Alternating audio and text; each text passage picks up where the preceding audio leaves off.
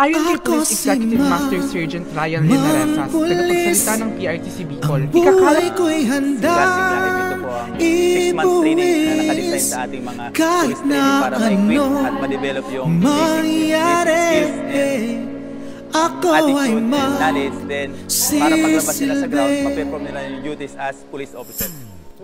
Ako'y handang tumulong sa iyo.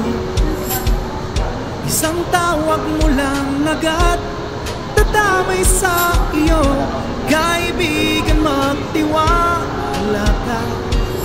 Ako'y nakahanda, di ka nag-iisa. Ako si Mang Pulis, ang buhay ko'y handa ibuwis kahit na anong mangyari. Ako ay magsisilbi sa akin ay magmamata.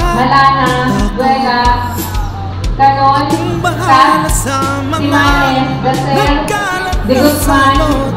Lahat ay ating makakaya, basta't sa aking magtiwala ka. Sa mga kriminal, sa iba't ibang himpilan ng pulisyan sa rehiyon ang mga nagsipagtapos na kapulisan. Inaasahan nilang maglilingkod ang mga ito ng may tapang, integridad at malasakit para sa kapayapaan at kaayusan ng komunidad.